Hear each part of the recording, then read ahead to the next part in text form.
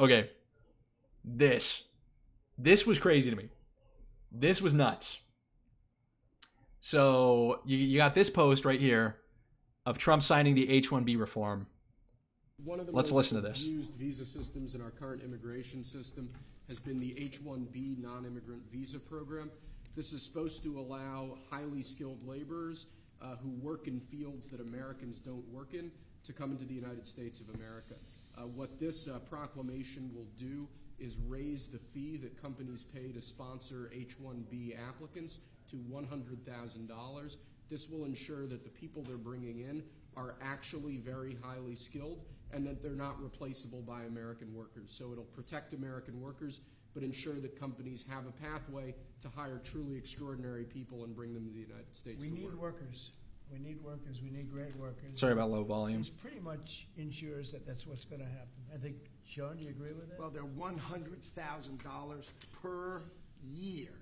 So the whole idea is no more will these big tech companies or other big companies train foreign workers.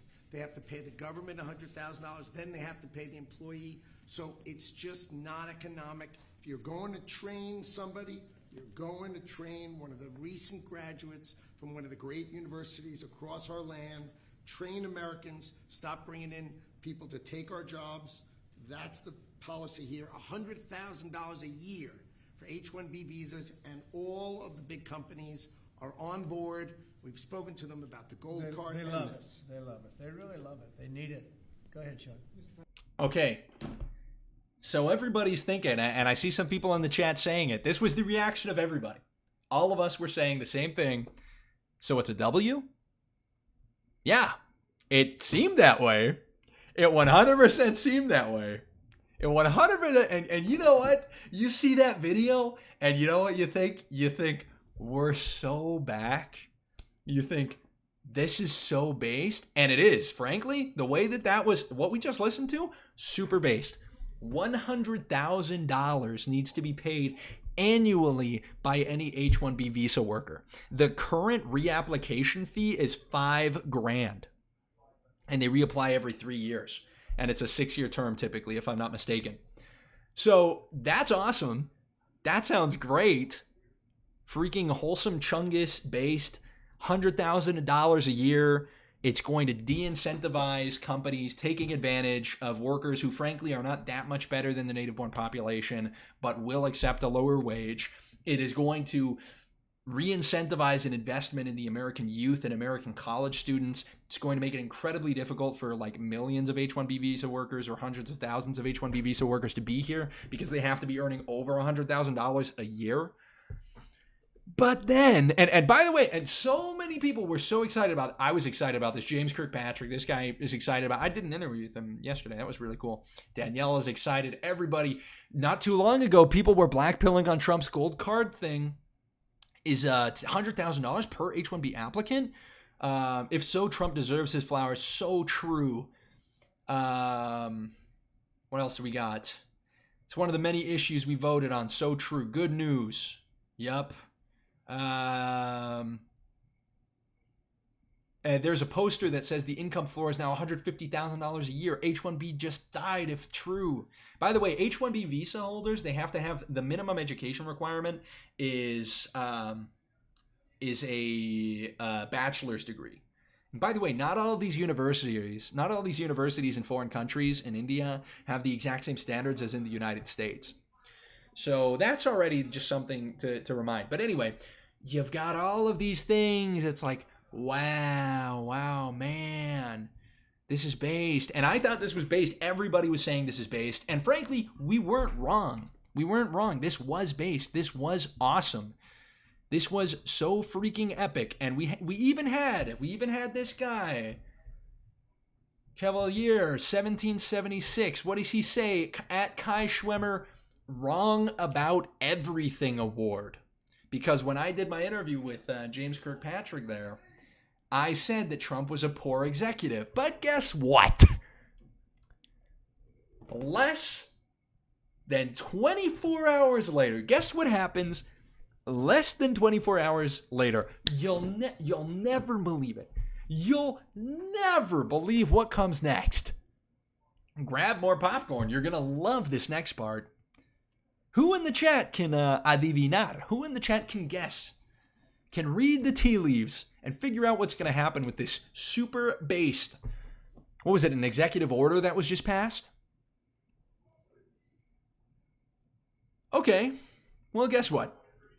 This is what happens. Here is Press Secretary Carolyn Leavitt. To be clear, actually, before we even read this, I'm going to let you guys stew on that for a minute. Stew on at Kai Schwimmer, Wrong About Everything Award. I'm going to go grab a drink. I'm going to go grab a little bit of LaCroix, sparkling water, talking rain. I need to wet the whistle. I need to wet the whistle in order to keep going. We're on our second hour here. It's 11 p.m. Saturday night. I'm going to be right back. I'm even going to give you guys music. It'll literally be like 5 minutes, but I'm already going to be back. BRB.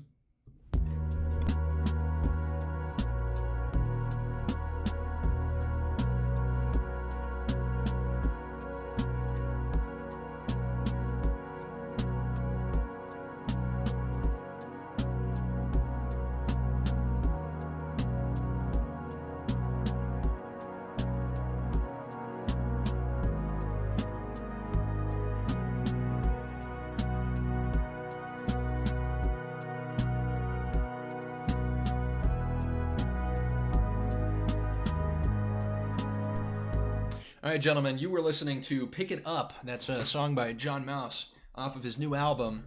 All right, let's jump back into this, fellas. Let's jump back in. Surely this awesome, super based thing. Let's make sure. Did we miss anything? Did we miss any super chats or whatnot?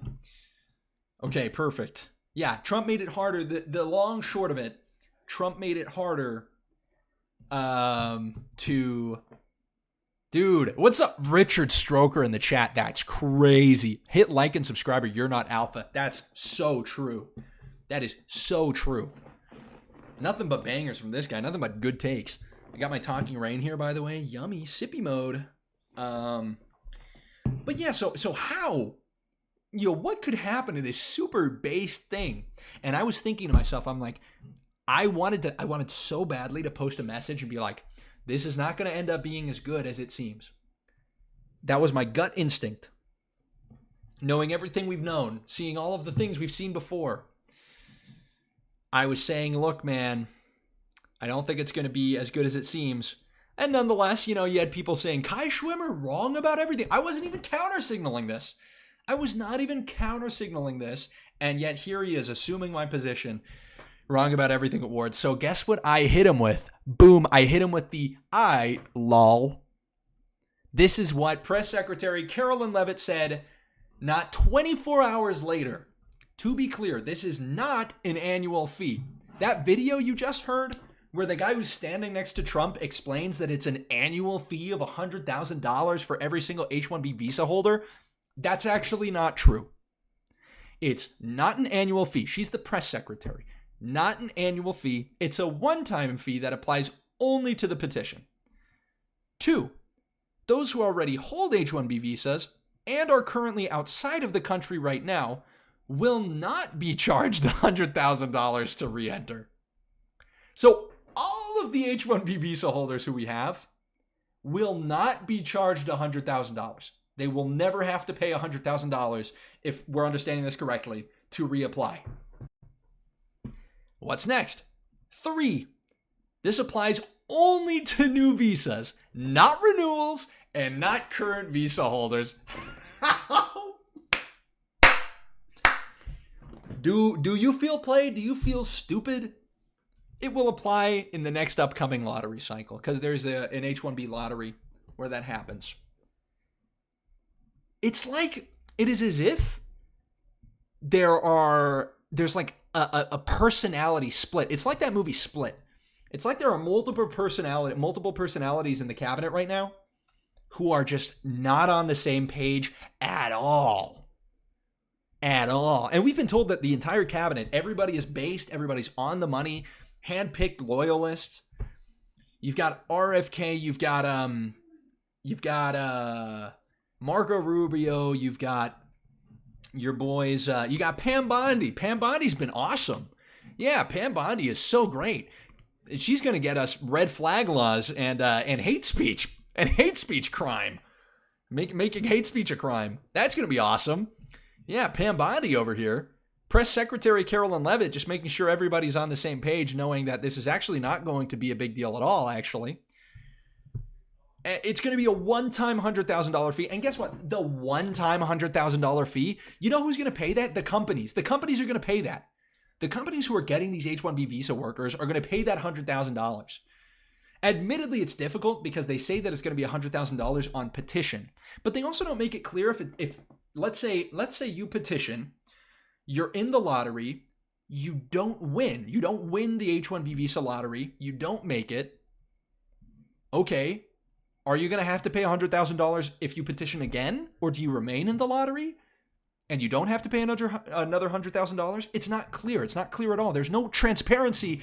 There's no good execution. This idea, if we would have gotten what we just heard in that video, it would have been amazing. Because it would have basically said every single H-1B visa holder needs to be earning $100,000 or more yearly in order to apply to renew their visas.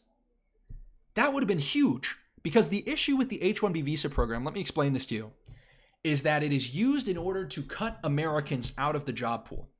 What happens is you have companies who create jobs that don't exist with a bunch of random qualifications, and then they say, because they have to prove, they have to say, you have to only bring in people for jobs that Americans can't do. Well, the companies just make jobs up. They make up positions, they make up necessary qualifications, and they say, well, there's just no Americans who can do it. So what do? They get these H-1B visa workers, and what do they then do? They hold their visa over these workers' heads so that the workers are worried. The workers have to perform at higher levels, because if not, they're going to get sent back to India. That's what happens. And because they're able to use the threat of deportation or of non-renewal of the visa over the heads of these H-1B visa workers, they also pay them less. They pay them less than what they would pay the native-born population. That's how the H-1B visa program works. So this $100,000 fee to apply for a visa or renew your visa, that would have been great, because it would mean that the H-1B visa holders would be people who are earning lots of money because they are extraordinary talent functioning in some role that is worthy of that high wage. It's selecting for the best of the best. It would be something more like an O1 visa. The O1 visa program is the upper echelon, the very best. When people talk about H-1B visas, they're usually thinking of O1 visas. They're thinking of that kind of person. H-1B visa candidates are bachelor's degree people who are willing to work in technology, who are willing to work in STEM, is basically it. So this was going to work. Oh, dude, the camera's frozen. You're right. What the? That's crazy. Wait, hold on. My camera got... Bro, no way. Okay, we're back. Are we back? I think we're back. Okay, there we go. That was funny. Hold on, that was funny. I don't know why. That was really ugly. My bad. It wasn't even boomer tech. It just did that out of nowhere. That's not my fault. Oh, we had a super chat.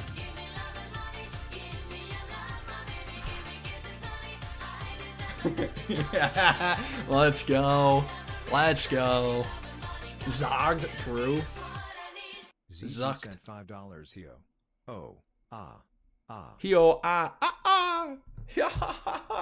was that a laugh or is that a monkey noise? I thought it was a monkey noise at first, but I'm not sure. Hey, ZG, we love this guy. We love this guy so much. Thank you, ZG. Appreciate you big time. But anyway, this would have been great. It would have been awesome. That was such a good idea. And frankly, I think that Trump had the right idea about it. But there is just this there's literally this schizophrenia. I don't think this is necessarily Trump's fault. The issue is that he just didn't stop this from happening because, frankly, it's he's not a super competent executive. Okay, it is a monkey noise. I think that's what it was. Appreciate it, big guy. Appreciate that a ton.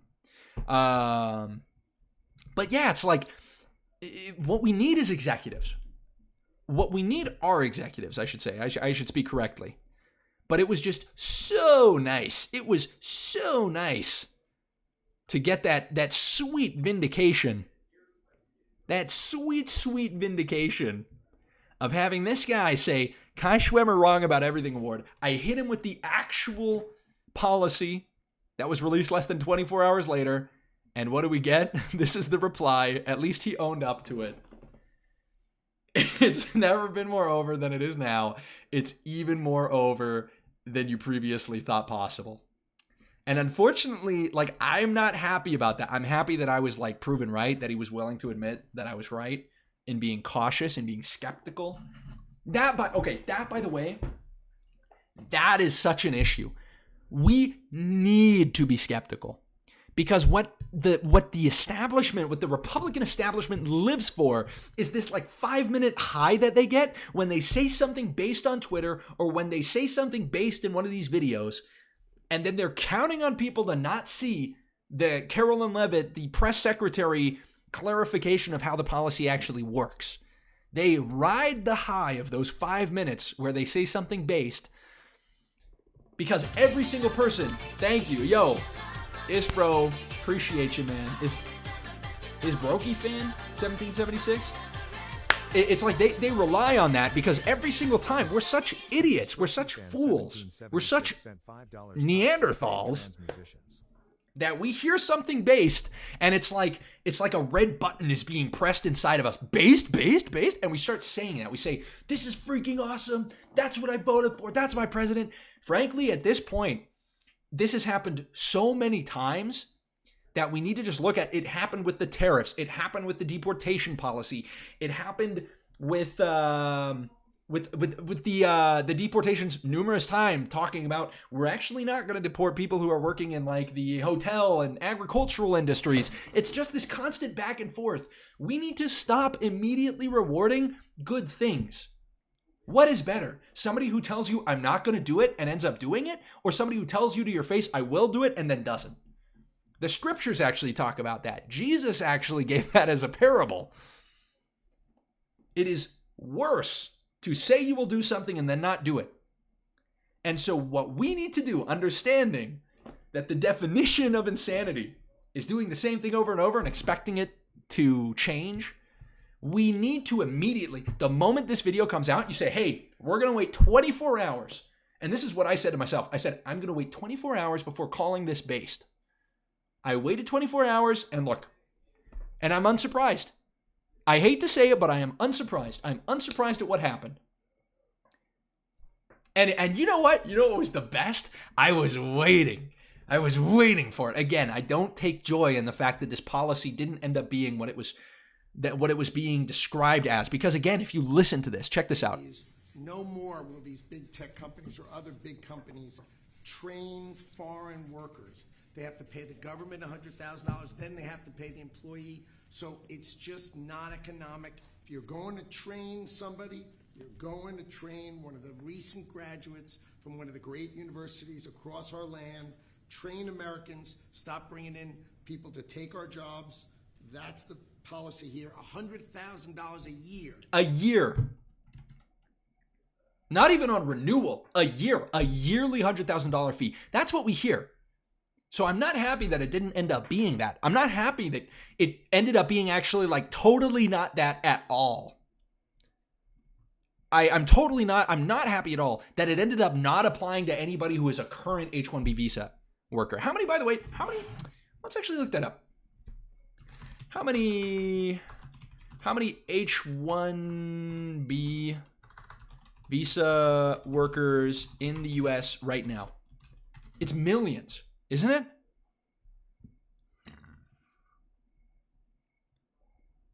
As of September 2025, what are we talking about? There's an estimated 730,000 currently. Okay, it's not millions. I retract my statement. It's not millions. 730,000 though. And I feel like I'd have to double check this. I'd have to double check my immigration law. I feel like this is also a pathway to naturalization eventually. But yeah, you have hundreds of thousands every single year that get approved. In fiscal year 2022, 400,000 people were admitted. In 2024, 400,000 applications were approved. And there is actually, it's, you know, you can't think about the H-1B issue in the same way. It's not like the rest of immigration, because you don't feel it in the size of the population. You don't feel it in the quantity. You feel it in the sectors that are affected, and the sector is the tech sector. And you know that there's a big issue with it when India warns the new US fee for H-1B visas will have humanitarian consequences. When the Indian government is getting mad at the United States because the United States is not allowing more Indian employees in its tech companies, you know there's an issue. Why would a foreign government be so concerned about what those citizens are doing in foreign countries? Why are they so concerned about that? Maybe it's because, unlike Americans, frankly, unlike most white people, they identify as a group. Whether you're an H-1B visa worker in the United States who's from India, or whether you're living in India, you're Indian.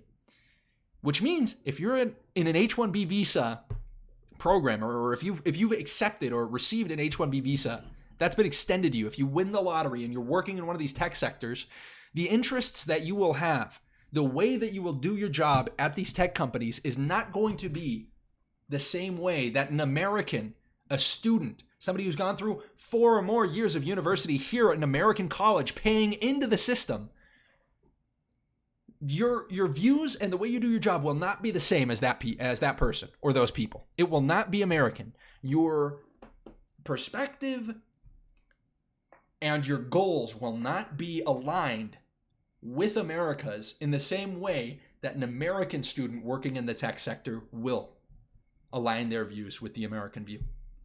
That's the simple truth of it. And this headline to me was a huge red flag.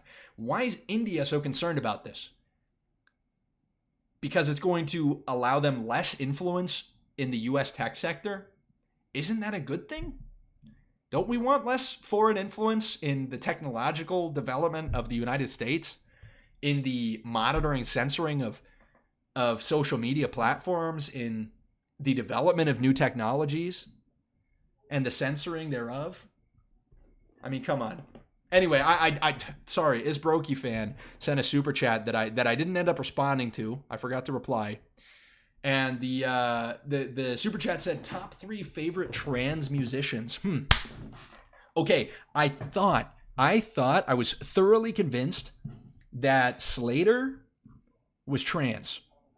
This is Slater. This song goes hard.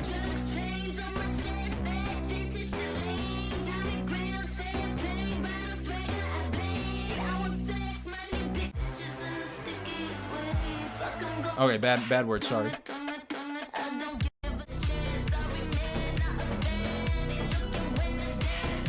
It sounds like trans music. That sounds like trans music. It sounds like a trans musician. But to my chagrin, or perhaps to my pleasure, to my satisfaction, Slater is not trans, so I can't count Slater. Jim Petrus. We call him Jim here. Jim Petrus, top 3 for sure. What are my next 2? Dorian Electra. Although Tim Petrus is really, the music's kind of, it's not as good as it used to be. Dorian Electra is probably number 2. Number 3 is 100 Gex. Hold on. Is 100 Gex trans? Hey, Grok. Is 100 Gex trans?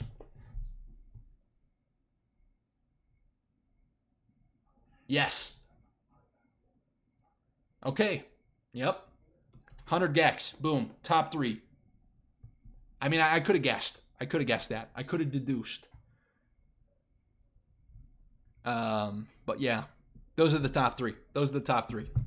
But trans music has really fallen off. Like, what's going on? Hey, trans people, what happened to the music? What happened to all the bangers you guys were putting out? Hey, trans folk, what happened to the music? And hey, here's message number 2. Hey, all you okay, crap. My freaking camera. All right, give me a sec. Hey, here's message number 2 to all the trans people. You better listen close. Stop stealing my freaking name. Why do you guys always pick Kai every single time? Trans person, doesn't even matter. Doesn't even matter if they're transitioning to become a guy or a girl. They still choose Kai. Hop off. Please, please. What did I do? What did I do to deserve this? I got my name. It was a birthday present. It was a birthday present to me. Okay? And you're just trying to like steal all my swag. You're trying to like you're stealing my whole flow. Stealing my whole freaking flow. So anyway, that's just an important message that I had to, yeah, and Kai Trump too. Kai Trump, hey, I did that first actually. I had this name first. Okay, pause. I didn't do that. I had the name first is what I meant to say, actually. I had the name first. So Kai Trump, kind of sucks because, you know, if Kai Trump and I ever got together, you know, our ship name wouldn't even be cute because it'd just be Kai. Maybe it'd be Kai Kai. That's kind of cute. Anyway, Richard Stroger says, I know how you feel, Kai. Dude, facts. You know how many trans people choose the name Dick? It's just how it goes. Kai is, okay, I reject this. Kai is not a unisex name. Kai is a German, Japanese, and I think Hawaiian name, and it's male. Okay? Historically male. Want to be very clear about that. Very, very important. So, yeah, just don't get it twisted. Putting all you trans folk on notice. Trans folk, you have been put on notice. I'm noticing. Anyway. Yeah, so anyway, I waited 24 hours and I was able to hit them with the ITLOL, and I knew I was going to be able to do it. I just knew I was going to be able to pull up with the ITLOL. I knew there was going to be something that was going to totally vindicate me. I just knew it. And boom, there it is. There it is. Yo, let's go. Neffits Blue with another super chat. Appreciate you big time, dog. Neffits Blue sent $5. Appreciate that. Is there any media with that? Or is it just the $5? Ah, there is. There is media with it. Chrono Cross opening? What is Chrono Cross? No clue what Chrono Cross is. I'm not even going to lie with you. This is too esoteric. Am I passing? Am I passing right now? Is that true? Guys, we made it halfway to our self-defense fund. We made it even a little bit more than halfway because 3 people super chatted on Rumble, or two did. So we're actually a little bit over halfway. Man, I really appreciate that, you guys. Admittedly, it's not like halfway to the price of a gun, but it is very kind. It is very, very awesome. I really appreciate that. I appreciate the support. You guys are legit. You guys are so freaking legit right now. Love you. This kind of vibey, smooth. Okay, it picked up a bit. Let's go. Okay, anyway, so yeah, and you know what's even worse? Carolyn Levitt, she prefaces that whole message, the like, let's be clear. She prefaces it, and this is what it is, the fact sheet. Fact sheet. President Donald Trump suspends the entry of certain alien non-migrant workers. Today, he signed a proclamation to restrict entry into the United States of certain H-1B aliens as non-migrant workers, requiring a $100,000 payment to accompany or supplement H-1B petitions for new applications to curb abuses that displace U.S. workers and undermine national security. The proclamation restricts entry for aliens as non-migrants to perform services in specialty occupations in the H-1B program unless their petition is accompanied by a $100,000 payment. It states the Secretary of Homeland Security to restrict, or it directs the Secretary of Homeland Security to restrict approvals for petitions from the aliens that are currently outside the United States that are not accompanied by the payment, blah, blah, blah. The proclamation requires employers to retain documentation of payment remittance. Blah, blah, blah. It requires Departments of Labor and Homeland Security to issue joint guidance for verification, enforcement, audits, and penalties. Yo, that was kind of a banger. Thank you. Hey, Neffits, thank you for that super chat. Second part of Chrono Trigger. Okay, Chrono Trigger. I have heard of Chrono Trigger. You're right about that. Yeah, you're right about that. What else we got here? To revise prevailing wage levels for the H-1B program, direct Secretary of Homeland Security to initiate rulemaking to prioritize high-skilled, high-paid H-1B workers.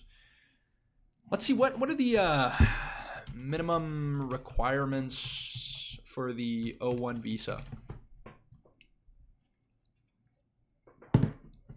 O-1 non-migrant visa is for the individual who possesses extraordinary ability in the sciences, arts, education, business, or athletics, demonstrated a record of extraordinary achievement in the motion picture or television industry, and has been recognized nationally or internationally for those achievements.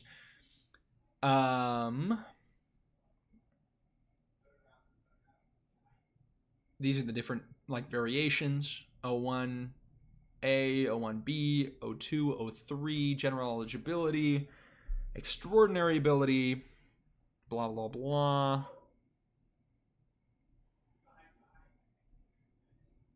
Yeah, high level of achievement. This is the upper echelon. Yeah, very interesting. H-1B. H-1B. Let's check it out.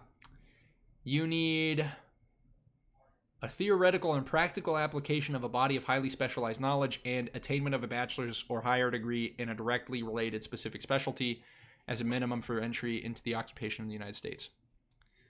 That's you go to college, you're in STEM. That's what that means. Blah, blah, blah. And U.S. bachelors obviously are part of that.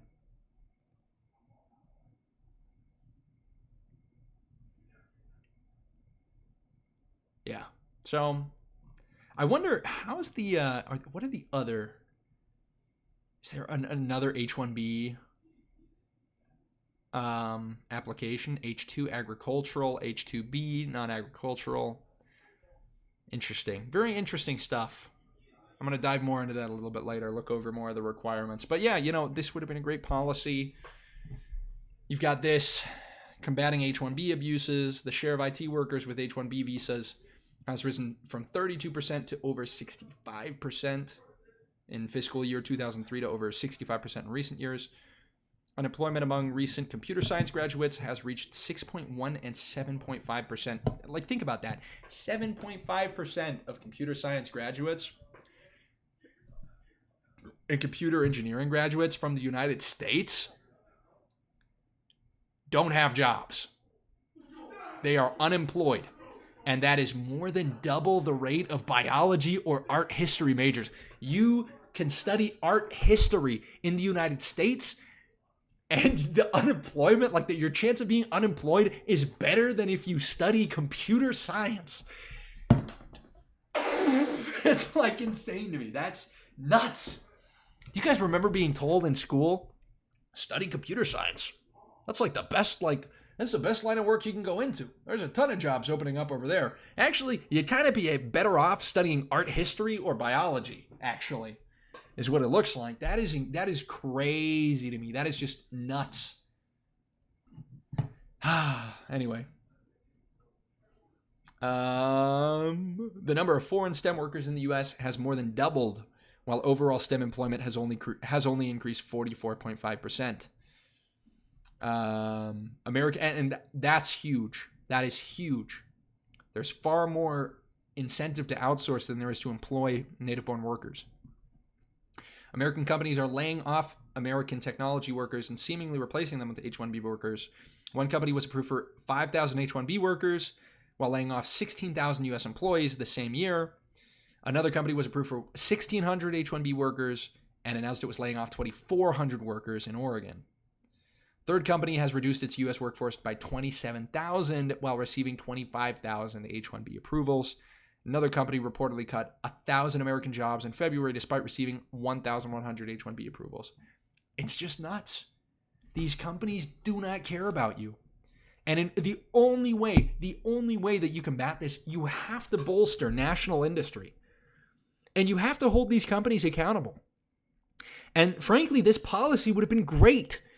Because frankly, American people are exceptional. American students are exceptional. American students just want a decent wage. They don't want to have to compete with somebody who at their home country would have half the wage that they would get here in the United States. It's just so frustrating, man. It's just crazy. It is evil how much they undercut the native-born population. Anyway, President Trump's imposing higher costs on companies seeking to use the H-1B program in order to address the abuse of the program, stop undercutting of wages, and protect our national security. But it's only a one-time price. You pay $100,000 once, and you'll still, in the long run, end up saving that money. You'll end up saving money because you're paying a guy less yearly, offering fewer benefits. Anyway, this idea of prioritizing American workers, that's the statement they put out. So this huge statement, awesome statement, but within the statement, you know what's unclear? That it is not an annual fee. It is a one-time fee that applies only to the petition. That is not here. That is not so clear here.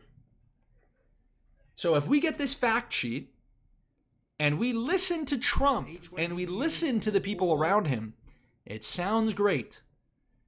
But then here comes our press secretary. It's not her fault. She's the messenger. But here it comes, and boom, fell for it again award. This makes the EO virtually ineffective and useless. True. Thanks for nothing. True. Cool. This achieves nothing. This sucks. That's why you wait the 24-hour rule. Red Eagle Politics trying to be as nice as possible. Well then you guys need to step it up. It's a good start, but the base demands more. True. He's being nice, though. Sorry, bro. Yeah. Very disappointed with the clarifications. My day is ruined. My disappointment is immeasurable. It's actually the other way around. It's my disappointment is immeasurable and my day is ruined is the way it actually goes. But